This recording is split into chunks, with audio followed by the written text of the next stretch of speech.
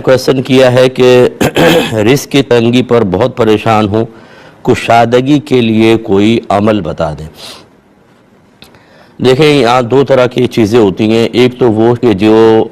اصل شرع ہے اور قرآن اور حدیث نے ان کو خاص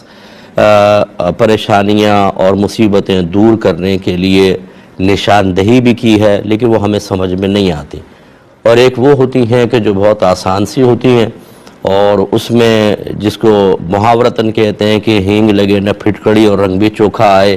ہم اس کی طرف پہلے بڑھ جاتے ہیں اور عمومی طور پر پریشانیاں ختم نہیں ہوتی۔ اس تمہید کے بعد گزارش یہ ہے کہ اللہ تعالیٰ نے واضح فرمایا کہ وَاسْتَعِینُوا بِالصَّبْرِ وَالصَّلَاةِ، جب بھی مشکل آئے پریشانی آئے تو صبر اور نماز سے مدد طلب کرو۔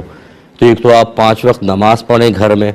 دوسرے نبی کریم صلی اللہ علیہ وسلم نے فرمایا جس گھر میں سورہ بقرہ پڑھی جائے وہاں سے شیطان بھاگ جاتا ہے،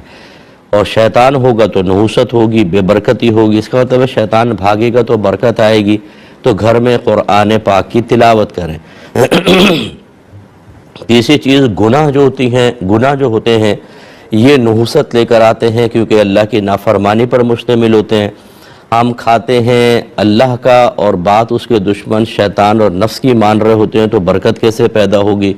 لہٰذا ضروری علم دین سیکھ کر اس کی روشنی میں اپنا احتساب کر کے خود کو صغیرہ کبیرہ ظاہری باطنی گناہوں سے بچانا،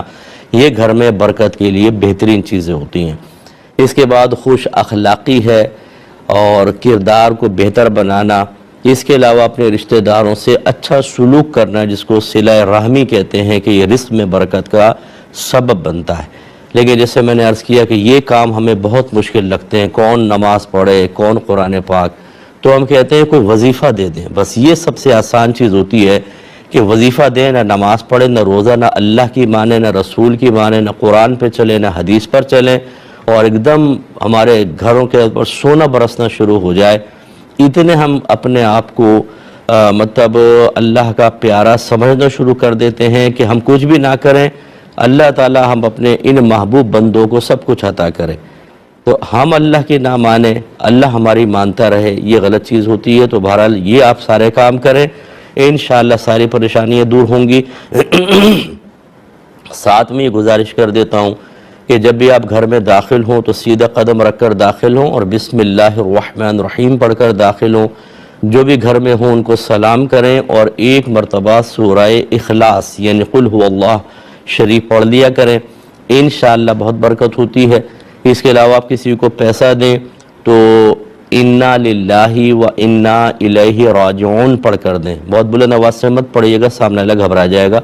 اور جب آپ کسی سے پیسے لیں تو بسم اللہ الرحمن الرحیم پڑھ کر لیں، اللہ تعالیٰ برکت دے گا۔ اور باقی یہ سب آزمائشیں دیکھیں ہر ایک پر آتی ہیں۔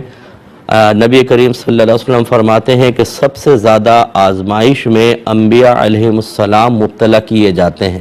پھر جو ان سے قریب ہیں، پھر جو ان سے قریب ہیں۔ اس کا مطلب ہے پریشانیوں کا آنا یہ ہمیشہ کوئی اللہ کے ناراضگی کی دلیل نہیں ہوتا، بلکہ یہ اللہ تعالیٰ کی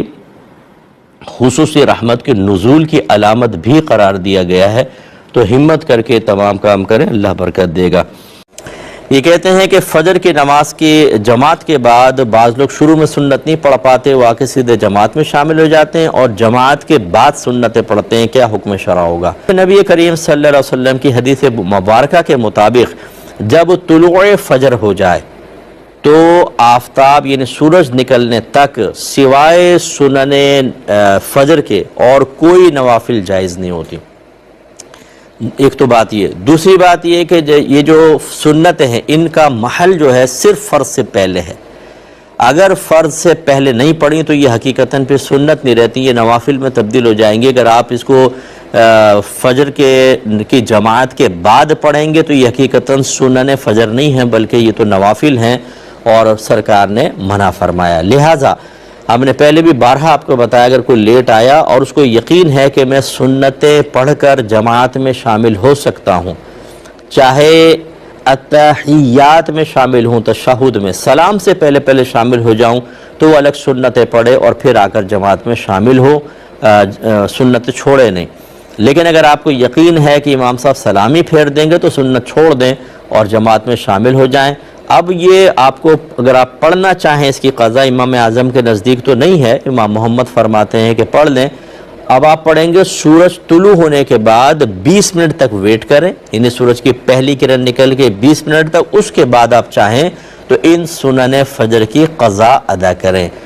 اور وہ بھی امام اعظم کے قول کے مطابق تو نہیں، امام محمد کے مطابق آپ کرنا چاہیں تو کر لیں، لیکن جماعت کے فوراً بعد یہ سنن پڑھنا، اس سے آدمی گناہگار ہوگا اور نبی کریم صلی اللہ علیہ وسلم کی قول کی مخالفت لازم آئے گی، اس پر توبہ کرنی ہوگی۔